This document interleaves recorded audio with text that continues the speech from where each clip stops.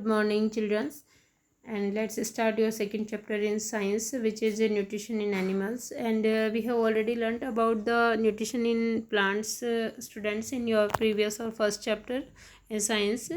And we know about, or we learnt about that how many types of nutrition in found in plants. Now nutrition in animals. So let's see. You have learnt in chapter first that plants can prepare their own food by the process of photosynthesis. आपने chapter first में देखा कि plants जो है वो photosynthesis के द्वारा अपना भोजन स्वयं बनाते हैं, बट एनिमल्स कांट. लेकिन एनिमल्स जो है वो नहीं बना सकते हैं. Animals get their food from plants either directly by eating plants और indirectly by eating animals that eat plants. जबकि जंतु जो हैं, animals get their food from plants, वो अपना भोजन किससे प्राप्त करते हैं? पौधों से प्राप्त करते हैं. आइदर डायरेक्टली, या तो प्रत्यक्ष रूप से यानी सीधे, बाय ईटिंग प्लांट्स, सीधे पौधों को खाकर, लाइक गोट, बफेलो, काउ, ठीक है, जिराफ एट्सेट्रा. और indirectly by eating animals that eat plants, या फिर उन जंतुओं से प्राप्त करते हैं जो पौधों को खाते हैं. मीन्स हर्बीवोरस एनिमल्स को खाते हैं. ठीक है. Some animals eat both plants and animals, कुछ जो हैं वो पौधों को भी खा लेते हैं, पौधों के पार्ट्स भी खा लेते हैं एज ए फूड, और उन एनिमल्स को भी एज ए फूड कंज्यूम करते हैं जो प्लांट्स खाते हैं. Recall that all organism including human require food for growth. देखिए, ह्यूमन सहित यानी मानव सहित सभी जंतुओं को अपनी शारीरिक वृद्धि के लिए किसकी ज़रूरत पड़ती है? फूड की ज़रूरत पड़ती है. Repair and functioning of the body. इसके अलावा शारीरिक वृद्धि, फिर उसके बाद उसकी मरम्मत, जैसे टिश्यूज़ वगैरह डैमेज हो जाते थे उनको रिपेयर करने के लिए, और फंक्शनिंग, हमारे बॉडी के सभी कार्य करने के लिए हमको फूड की आवश्यकता होती है. Animal nutrition includes nutrient requirement, mode of intake of food and its utilisation in the body. देखिए, एनिमल न्यूट्रिशन के अंदर यानी जानवरों के पोषण में या जंतुओं के पोषण में कौन कौन सी क्रियाएं शामिल है? फर्स्ट है जो है इंक्लूड्स न्यूट्रिएंट रिक्वायरमेंट, पोषकों की आवश्यकता यानी उनको इंटैक करना. तो first activity is intake of food, food को इंटैक करना इन आवर बॉडी.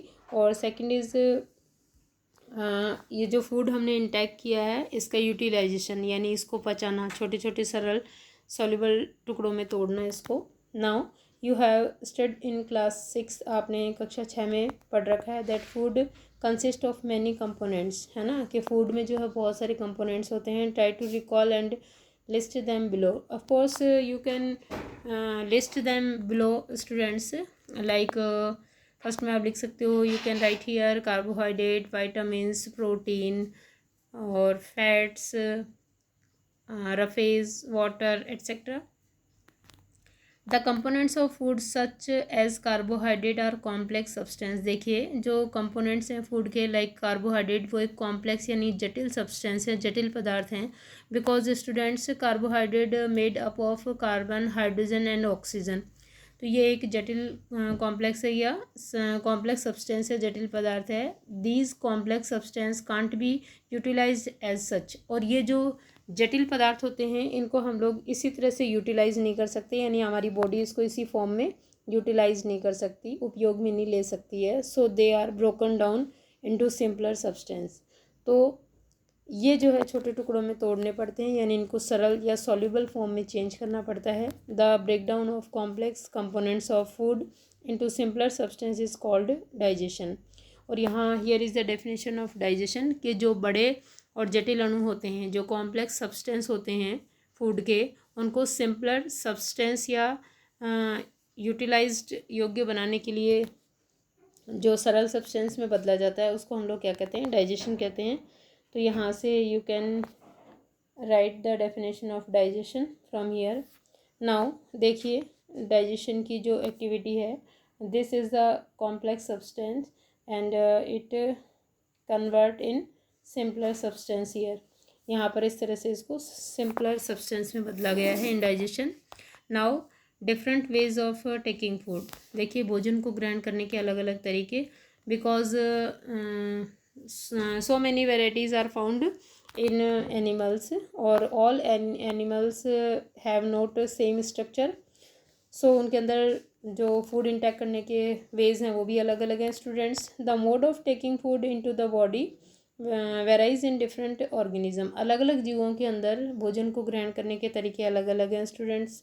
बीज एंड ह्यूमिंग बर्ड सुक द नेक्टर ऑफ प्लांट्स। जैसे बीज और ह्यूमिंग बर्ड जो है, मरमर पक्षी जो है, वो क्या करता है, फूलों से अपने नेक्टर को सुक करता है, चूसता है। Infants of human and many other animals feed on mother milk. और जो ह्यूमन के और अदर एनिमल के इन्फेंट्स होते हैं, यानी छोटे बच्चे होते हैं, नवजात होते हैं, वो अपनी मदर से मिल्क को फीड करते हैं।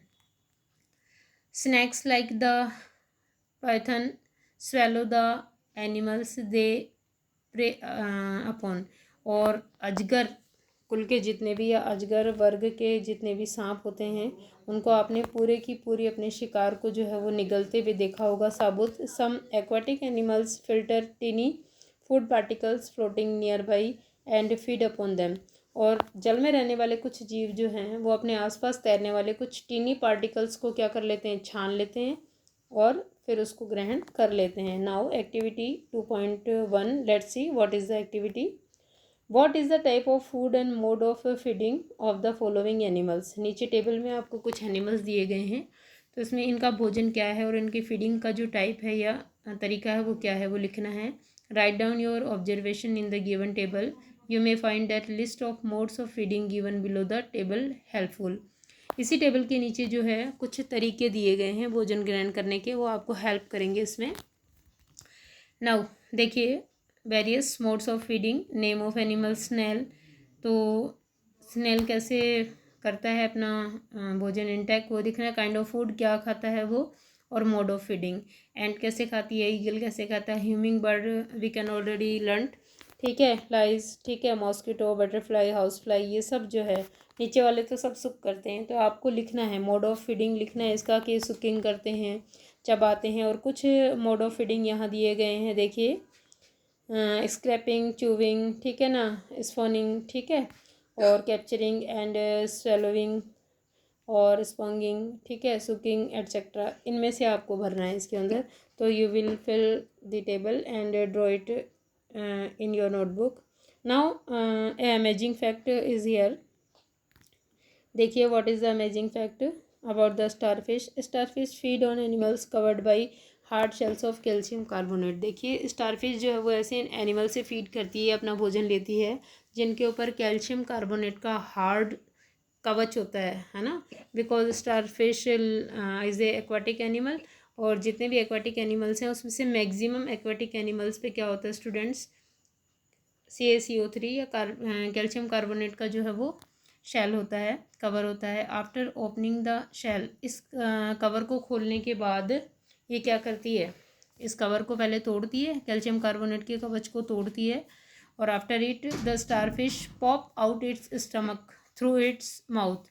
पॉप्स आउट का मतलब है उसके बाद ये अपने मुंह के द्वारा अपना पूरा स्टमक जो है वो बाहर उड़ेल देती है। Pops out it stomach through its mouth to eat the soft animal inside the shell.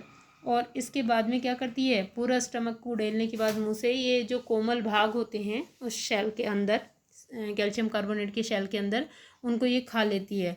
Then the stomach goes back into the body. उसके बाद ये स्टमक वापस स्टारफिश की बॉडी में चला जाता है and the food is slowly digested.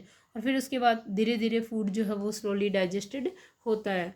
तो ये you will do from here the amazing fact about the starfish and your next topic in your next video on tomorrow. Okay students.